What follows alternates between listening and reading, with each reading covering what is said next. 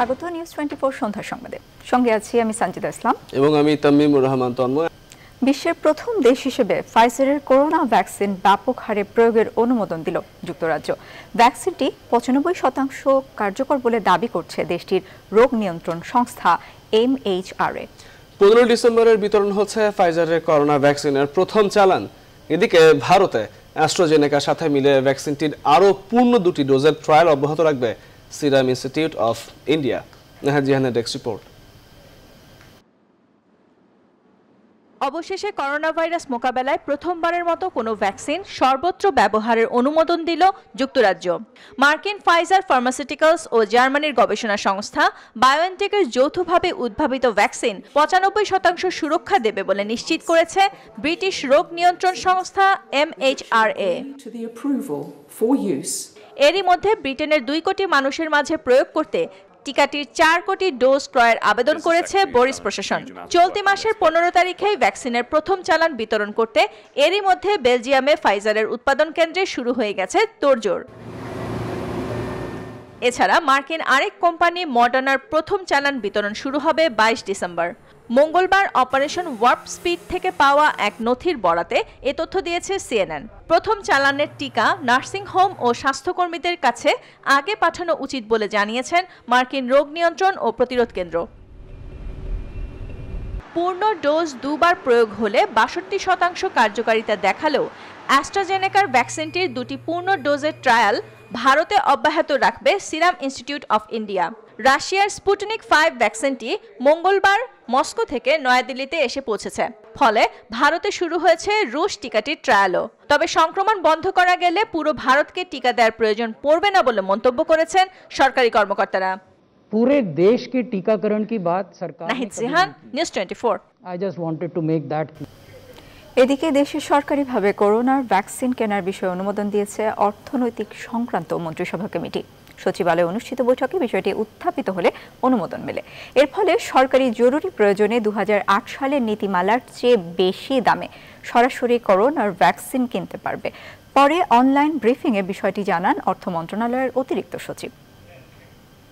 স্বাস্থ্য সেবা বিভাগের এটা হচ্ছে রাষ্ট্রীয় জরুরি প্রয়োজনে কোভিড-19 রোগের ভ্যাকসিন ক্রয়ের জন্য সরাসরি ক্রয় পদ্ধতি অনুসরণের নীতিগত অনুমোদনের প্রস্তাব।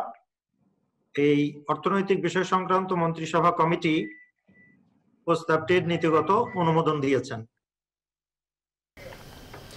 মার্চে দেশে করোনা সংক্রমণ শুরু হওয়ার পর থেকে এখনো পর্যন্ত হাসপাতালগুলোতে প্রায় 5 গুণ বেড়েছে আইসিইউ বেডের সংখ্যা। তবে সংখ্যা হিসেবে মাত্র 566টি। স্বাস্থ্য অধিদপ্তর পর্যায়ক্রমে আইসিইউ বেডের সংখ্যা বাড়ানোর কথা বললেও কোভিড জাতীয় কমিটির সদস্যরা দিচ্ছেন দক্ষ জনবল বৃদ্ধির পরামর্শ। রিশাদ হাসান জানাচ্ছেন বিস্তারিত। মার্চ মাসে দেশে করোনা সংক্রমণ শুরুর পর থেকে মাস্ক, পিপিই সহ নানা বিষয় নিয়ে একের পর এক প্রশ্নের সম্মুখীন হতে থাকে স্বাস্থ্য অধিদপ্তর। তবে সবচেয়ে বেশি জটিলতায় পড়তে হয় হাসপাতালগুলোর আইসিইউ নিয়ে। স্বাস্থ্য অধিদপ্তরের এপ্রিল ও নভেম্বর মাসের তথ্য পর্যালোচনা করে দেখা যায়, এপ্রিলে ঢাকা মহানগরীর আইসিইউ ছিল 11টি, চট্টগ্রামে 10টি ও সারা দেশে মোট আইসিইউ ছিল মাত্র 148টি। নভেম্বরের শেষ নাগাদ এই সংখ্যা দাঁড়ায় ঢাকায় 316টি, চট্টগ্রামে 39টি ও সারা দেশে মোট 566টি। ঢাকা ও চট্টগ্রাম ছাড়া সারা দেশেই শুধুমাত্র আইসিইউ রয়েছে 211টি। অর্থাৎ এপ্রিলের চেয়ে আইসিইউ সংখ্যা বেড়েছে প্রায় 5 গুণ। তবে জনস্বাস্থ্য বিশেষজ্ঞদের মতে এই সংখ্যা পর্যাপ্ত নয়। এই অবস্থা আমরা চিকিৎসার সামগ্রী, অক্সিজেন, আইসিইউ বেড সহ সর্বত্রই দেখতে পাচ্ছি। করোনা রোগীর জন্য সবচেয়ে প্রয়োজনীয় হাই ফ্লো নেজাল ক্যানুলা অথবা অক্সিজেন কনসেন্ট্রেটর এগুলো এখনো পর্যাপ্ত পরিমাণে নাই। স্বাস্থ্য অধিদপ্তর বলছে সারা দেশে উপজেলা পর্যায়ে আইসিইউ প্রস্তুত করার কাজ অব্যাহত রয়েছে। ব্যাপারটা হয়েছে কি, দ্বিতীয় ডোজ যদি শুরু হয়ে যায় আমরা আইসিইউ বেড বাড়াতে চেষ্টা করতেছি। আইসিইউ যেটা আইসিইউ বেড রাতারাতি বাড়ানো যাবে না, আমরা আমাদের চেষ্টা অব্যাহত আছে যাতে আমরা বাড়াইতে পারি। কোভিড জাতীয় কমিটির সদস্য ডক্টর আজিজ বলছেন, আইসিইউ প্রস্তুতকরণের পাশাপাশি দক্ষ জনশক্তি তৈরি করাটাও বড় চ্যালেঞ্জ। সঠিক জনবল না হলে আইসিইউ সার্ভিস দেওয়া সম্ভব নয়। সরকার সেই দিকে দীর্ঘমেয়াদী ব্যবস্থাপনা এগুচ্ছে। রিশাদ হাসান, নিউজ 24, ঢাকা।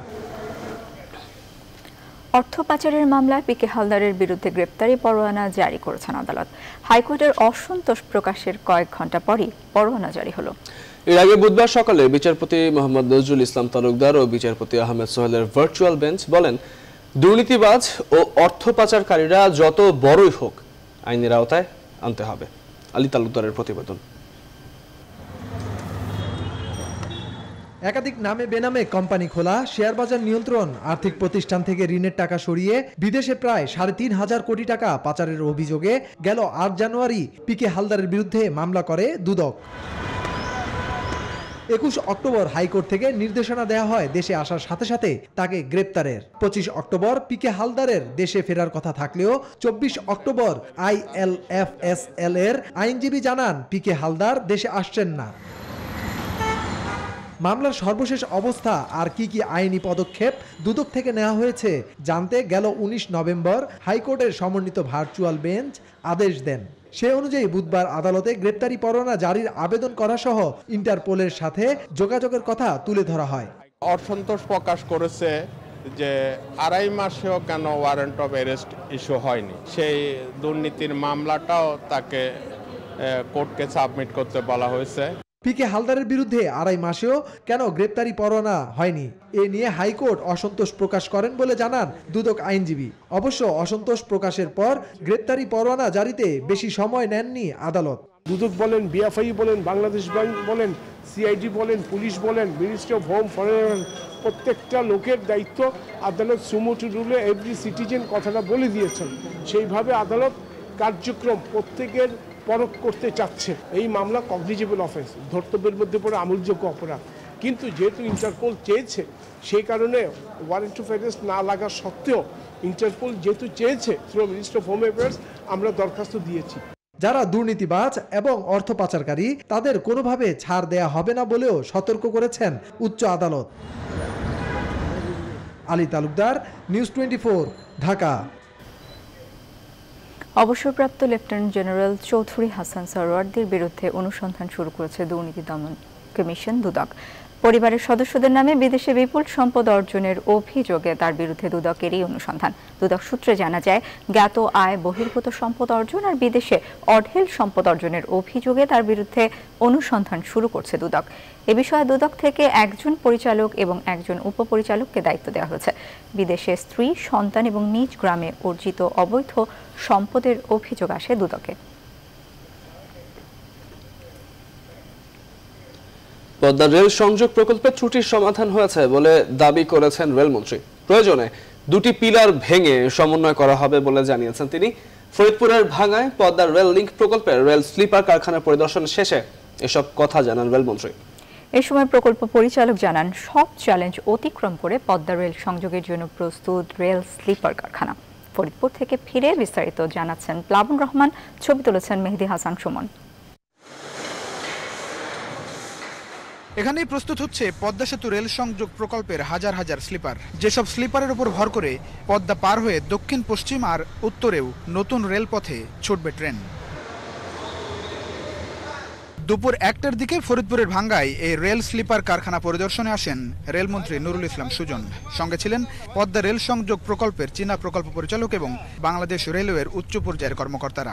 ঘুরে দেখেন বিশাল জায়গা নিয়ে গড়ে তোলা আধুনিক এই রেল স্লিপার কারখানা। পদ্মা সেতু রেল সংযোগ প্রকল্পের জন্য বিশাল এই স্লিপার কারখানা প্রতিষ্ঠা করেছে নির্মাণকারী কর্তৃপক্ষ। প্রতিদিন যেখানে অন্তত 500 স্লিপার তৈরি করা সম্ভব। আর পুরো পদ্মা সেতু রেল সংযোগ প্রকল্পের জন্য এই কারখানা থেকে প্রস্তুত করা হবে 3,70,000-এরও বেশি রেলওয়ে স্লিপার। কারখানা পরিদর্শন শেষে গণমাধ্যমের মুখোমুখি রেলমন্ত্রী জানান, পদ্মা সেতু উদ্বোধনের দিন থেকেই ফরিদপুরের ভাঙ্গা থেকে মাওয়া পর্যন্ত রেল চালু করতে চায় সরকার। আমাদের সড়ক পথ যেদিন মুক্ত করা হবে আমাদের ব্রিজের উপর দিয়ে, এই ব্রিজটি উদ্বোধন হবে, সেদিন যাতে আমরা আমাদের রেল পথ এইটুকু অংশ আমরা টার্গেট দিয়েছি যে আমরাও রেল যাতে এই ভাঙ্গা থেকে আমরা মাওয়া পর্যন্ত রেল ব্রিজের উপর দিয়ে আমরা যদি নিয়ে যেতে পারি, সেটি আমরা ওনাদের অনুরোধ করেছি। যদিও আমাদের প্রকল্পের সময়সীমা হলো 24 সাল পর্যন্ত, কিন্তু আমরা বলেছি যে এইটুকু অংশ যদি আমরা এর ভিতরে আমরা করতে পারি তাহলে আমরা একটা অ্যাচিভমেন্ট হিসেবে আমরা দেখতেছি এটাকে আর কি। এ সময় মন্ত্রীর কাছে প্রশ্ন ছিল পদ্মা রেল সংযোগ প্রকল্পের ত্রুটির সমাধান বিষয়ে। ডিজাইনের কোনোই প্রবলেম নেই, সঙ্গে সমন্বয় করতে গিয়ে যে রিকোয়ারমেন্টটা ধরে আমরা কাজ করছিলাম সেটি কিছুটা সংশোধন হয়েছে, সেই অ্যাডজাস্টমেন্টটা আমরা করে নিচ্ছি। রেলমন্ত্রী আরও জানান, করোনা এবং বন্যার কারণে কাজে পিছিয়ে গেলেও এখন ফিরছে সেই গতি। Bangladesh Railway industry personnel training and technical improvement.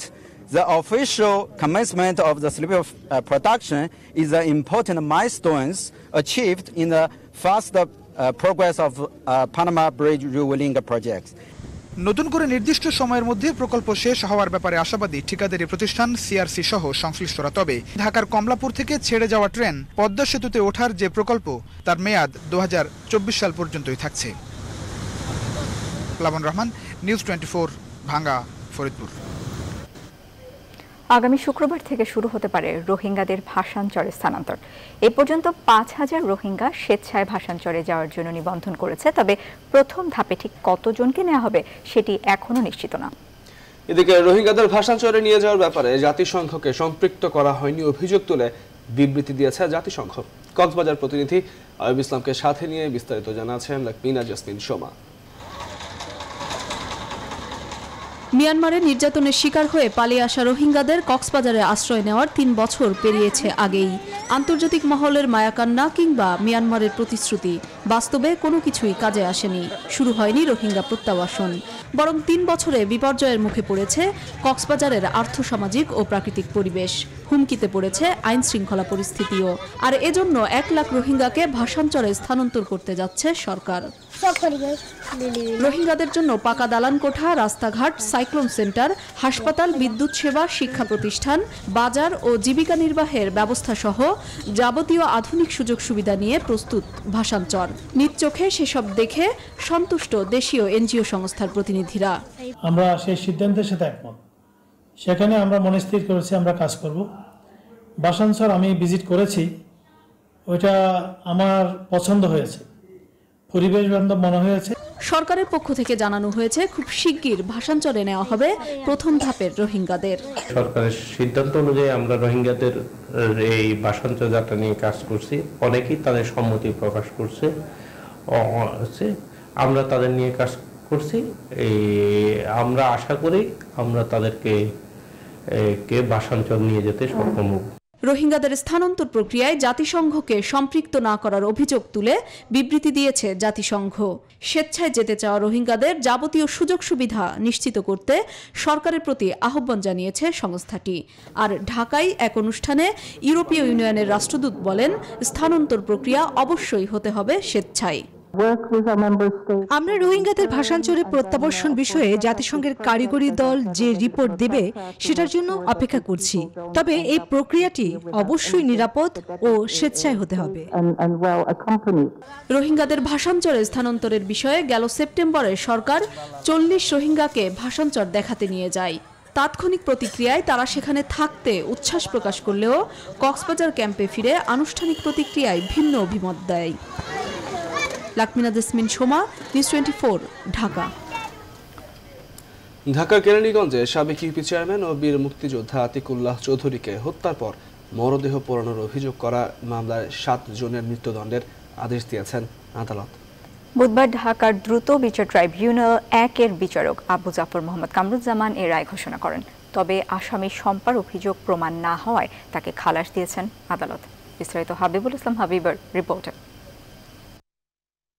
প্রতিপক্ষের রেশারেশির জেরে ২০১৩ সালের ১০ ডিসেম্বর নিখোঁজ হন কেরানীগঞ্জের কোন্ডা ইউনিয়ন পরিষদের সাবেক চেয়ারম্যান ও মুক্তিযোদ্ধা আতিকুল্লাহ চৌধুরী। নিখোঁজের পরদিন দক্ষিণ কেরানীগঞ্জের দোলেশ্বর এলাকা থেকে তার আগুনে পোড়া বিকৃত মরদেহ উদ্ধার করে পুলিশ।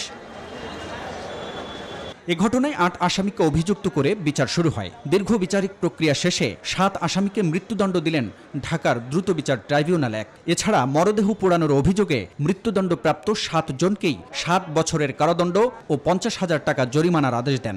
এছাড়া অভিযোগ প্রমাণিত না হওয়ায় আসামি শম্পাকে অব্যাহতি দিয়েছেন আদালত। এই রায়ে রাষ্ট্রপক্ষ সন্দেহাতীতভাবে প্রমাণ করতে সক্ষম হয়েছে এবং রাষ্ট্রপক্ষ এই মামলা রায়ে সন্তুষ্ট প্রকাশ করে এলাকার আধিপত্য বিস্তারের জন্য এবং চেয়ারম্যান হওয়ার প্রতিদ্বন্দ্বিতা নিয়ে আতিকুল রাহান চেয়ারম্যানকে হত্যা করা হয়েছিল। মৃত্যুদণ্ডপ্রাপ্ত আশিক ও আহসানুল কবির ইমন কারাগারে থাকলেও বাকি 5 আসামি পলাতক থাকায় তাদেরকে আইনের আওতায় আনার দাবি জানান ভুক্তভোগী পরিবার। হত্যাকাণ্ডের রায়টা যাতে অতি দ্রুত কার্যকর হয় এইটাই তারা চাচ্ছে। এই রায়ে আমি সন্তুষ্ট। এ রায়ে সংক্ষুব্ধ হয়ে উচ্চ আদালতে আপিল করবেন বলে জানান আসামি পক্ষের আইনজীবী। আমরা মনে করি যে এই আসামিরা ন্যায় বিচার থেকে বঞ্চিত হয়েছে। আমরা এই রায়কে সমর্থন করি না। এই রায়ের বিরুদ্ধে আমরা মহামান্য হাইকোর্টে আপিল করব। 2015 সালের 2 জুলাই 8 আসামির বিরুদ্ধে অভিযোগ গঠন করেন আদালত।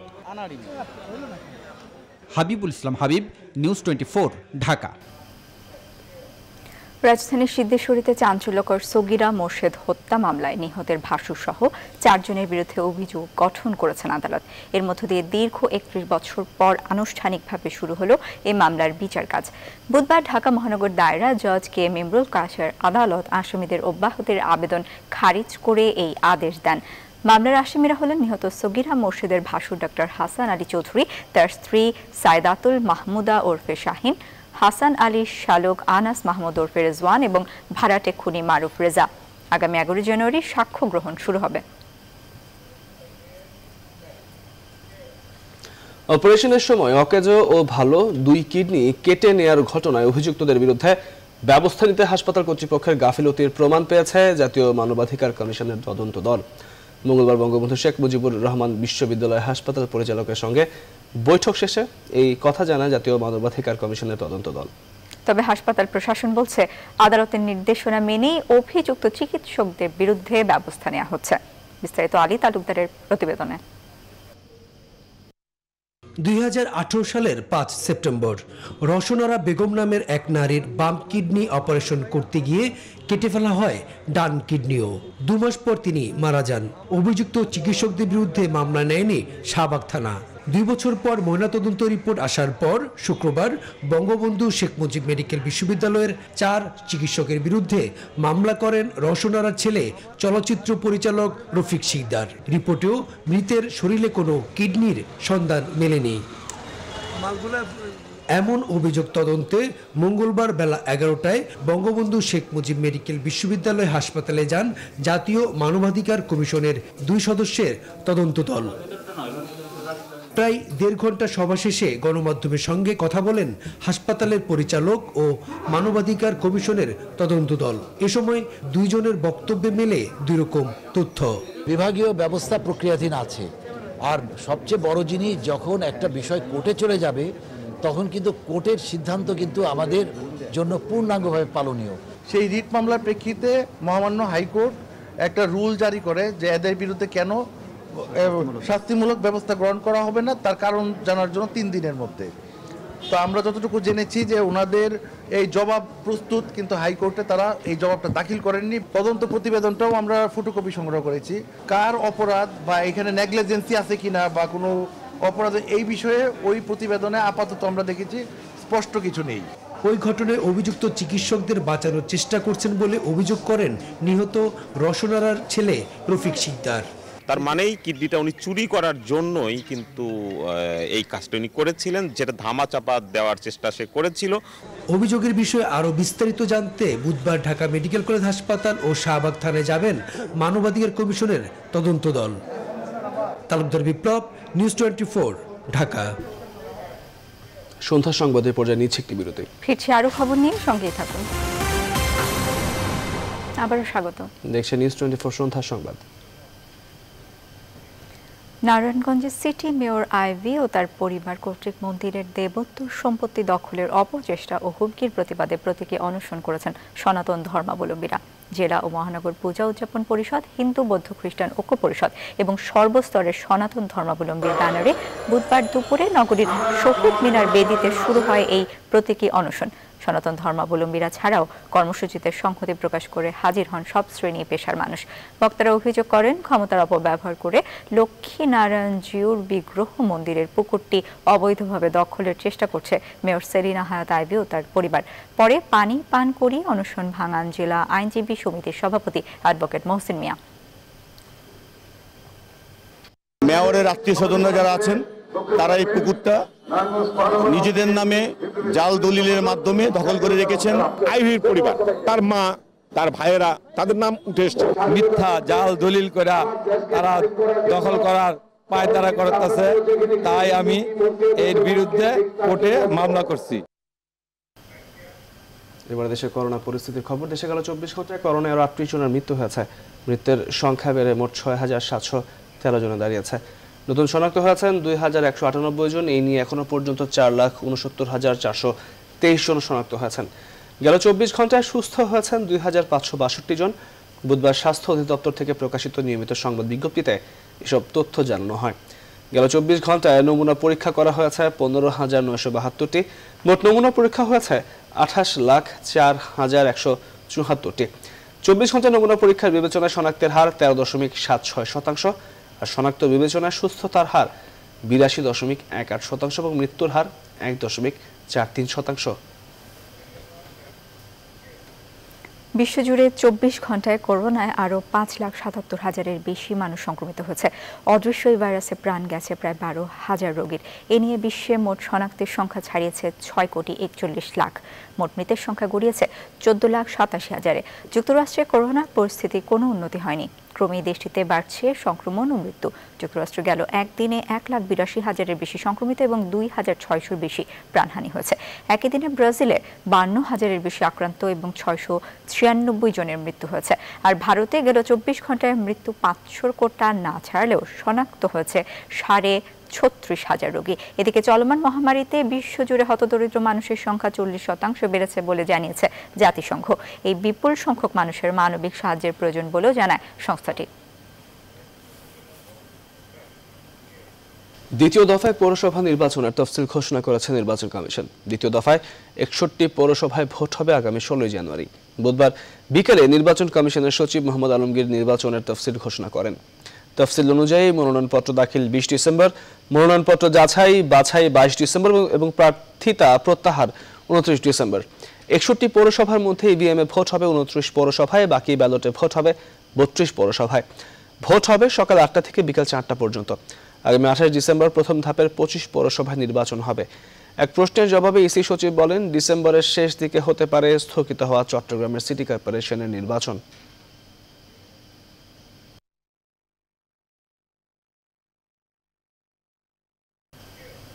দীর্ঘ 23 বছরেও পাহাড়ের পরিপূর্ণ শান্তি না ফেরার কারণ হিসেবে চুক্তির পূর্ণাঙ্গ বাস্তবায়ন না হওয়াকেই দুষছেন জনসংহতি সমিতির নেতারা। তাদের অভিযোগ, চুক্তির আংশিক বাস্তবায়ন করেছে সরকার, যদিও সরকার বলছে পাহাড়ের শান্তি ফেরাতে তারা বদ্ধপরিকর। পার্বত্যাঞ্চলে স্থায়ী শান্তি প্রতিষ্ঠার লক্ষ্যে 1997 সালের 2রা ডিসেম্বর পাহাড়ের সশস্ত্র বাহিনী সাথে শান্তি চুক্তি করে আওয়ামী লীগ সরকার। স্থানীয়দের অভিমত, পাহাড়ে প্রকৃত শান্তি ফিরিয়ে আনতে হলে অবৈধ অস্ত্র উদ্ধার করে সন্ত্রীদের আইনের আওতায় আনতে হবে আর বন্ধ করতে হবে চাঁদাবাজি। পার্বত্য চট্টগ্রাম শান্তি চুক্তির এখন যেসব বিষয়ের সমাধান হয়নি তা সংঘাত নয় বরং আলোচনার মাধ্যমে সমাধান হবে, জানিয়েছেন পার্বত্য চট্টগ্রাম বিষয়ক মন্ত্রী বীর বাহাদুর ঐশ্বর সিং। বুধবার সচিবালয়ে সাংবাদিকদের এসব কথা জানান তিনি। মন্ত্রী জানান, সংঘাত সংঘর্ষের মাধ্যমে সমস্যার সমাধান সম্ভব নয়। জীবনমানের দিক দিয়ে দেশের অন্যান্য অংশের তুলনায় পার্বত্য চট্টগ্রাম এখনও পিছিয়ে রয়েছে। এক্ষেত্রে নানা কর্মসূচি বাস্তবায়িত করছে সরকার। অপরদিকে পার্বত্য এলাকায় উন্নয়ন কার্যক্রম চলমান রয়েছে। সমস্যা সমাধান পারস্পরিক আস্থা রাখার আহ্বান জানান তিনি।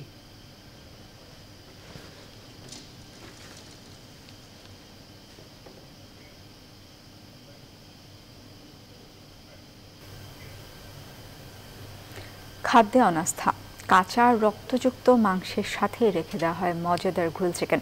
অস্বাস্থ্যকর পরিবেশে মেয়াদ উত্তীর্ণ কর্নফ্লাওয়ার দিয়ে তৈরি হয় রেস্তোরাঁর খাবার। গেল 2 মাসে নিরাপদ খাদ্য কর্তৃপক্ষের অভিযানে 30টিরও বেশি প্রতিষ্ঠানকে জরিমানা করা হয়েছে 33 লাখ টাকা। তবুও কমছে না ভেজাল খাদ্য বিক্রেতাদের দৌরাত্ম্য। রিশাদ হাসানের রিপোর্ট। ঢাকা চট্টগ্রাম মহাসড়কের সাথেই দ্য ওয়ান রেস্টুরেন্ট। 2016 সালে এই রেস্টুরেন্টটি প্রতিষ্ঠা করা হয়। ডেমরার এই রেস্টুরেন্টের ভেতরে অভিজাত পরিবেশ, তবে রান্নাঘরের দিকে ঢুকতেই দেখা গেল নোংরা অস্বাস্থ্যকর পরিবেশ। সেখানেই রাখা হয়েছে মজাদার মুরগির রোস্ট। ফ্রিজ খুলতেই একে একে বেরিয়ে আসে দুর্গন্ধযুক্ত পচা বাসি মাংস, যার সাথে রাখা হয়েছে রান্না করা সবজি, মাছ, গরুর মাংস সহ নানা খাবার। পাশের আরেকটি ফ্রিজে রক্তযুক্ত কাঁচা মাংসের সাথে রাখা হয়েছে গ্রিল চিকেন আর শর্মা। প্রতিষ্ঠানের মালিক ও দায়িত্বরত কর্মকর্তার বক্তব্য অত্যন্ত দায়সারা।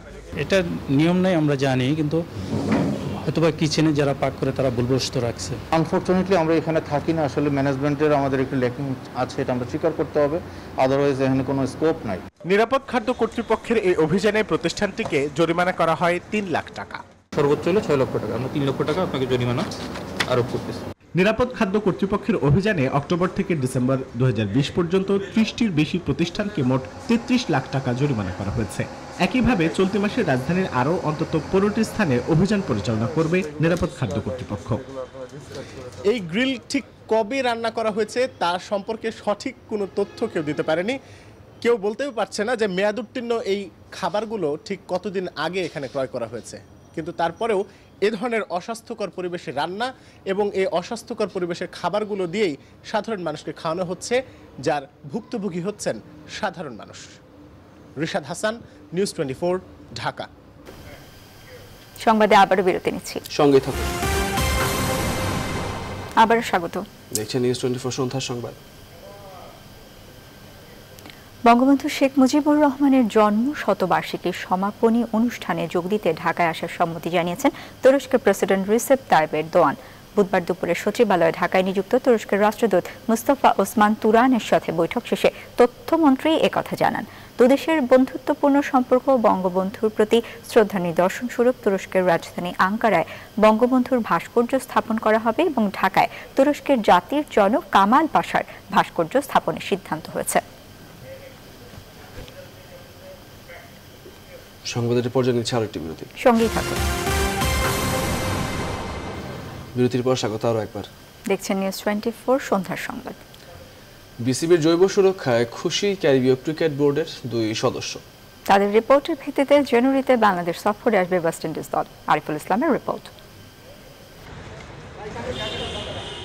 বিকেএসপি চট্টগ্রাম তারপর ঢাকার মিরপুর শেরে বাংলা স্টেডিয়াম পরিদর্শন করেন ওয়েস্ট ইন্ডিজ ক্রিকেট বোর্ডের 2 পর্যবেক্ষক। হাসপাতাল, hotel facility, Mirpur academy, indoor থেকে শুরু করে ড্রেসিং রুম সবকিছুতেই কড়া নজর রাখেন ক্যারিবীয় প্রতিনিধি দলের 2 সদস্য আকসাই মান সিং এবং পল স্লোয়ে। করোনাকালে তাদের রিপোর্টের ভিত্তিতে জানুয়ারিতে ওয়েস্ট ইন্ডিজের বাংলাদেশ সফর। পর্যবেক্ষণ শেষে জানিয়েছেন বাংলাদেশের নিরাপত্তা ও করোনা ভাইরাস প্রোটোকল নিয়ে সন্তুষ্টির কথা। The facilities are excellent. The COVID protocols are very, very concise and very tight. And the national approach, both in the hotels and the hospitals that we visited, comply with all international standards recommended for COVID-19. And I'm very confident that the BCB has the capability to put out the type of arrangements that are required. বাংলাদেশে এসে ক্যারিবীয়দের প্রথমে corona test, 3 দিনের home quarantine শেষে দ্বিতীয় পরীক্ষা, তারপর নিজেরাই শুরু করবে অনুশীলন। 7 দিন পার হলে বাংলাদেশি খেলোয়াড়দের সঙ্গে নেট সেশনে যাবে ওয়েস্ট ইন্ডিজ ক্রিকেট দল। সবকিছু ঠিক রেখে তাই সিরিজ আয়োজনে আশাবাদী বিসিবিও। তারা মনে করছেন যে সবকিছু পজিটিভ এখান থেকে দেখে গেছেন, রিপোর্ট করবে এবং সিদ্ধান্ত নেওয়া হচ্ছে ওয়েস্ট ইন্ডিজ বোর্ডের। তারা এই সিদ্ধান্তের জন্য তারা অপেক্ষা করবেন। সূচি অনুযায়ী বাংলাদেশের 3 টেস্ট, 3 ওয়ানডে ও 2টি টি-20 সিরিজ খেলার কথা ওয়েস্ট ইন্ডিজের। তবে টেস্ট 3টি নয়, হতে পারে 2টি। আরিফুল ইসলাম, নিউজ 24।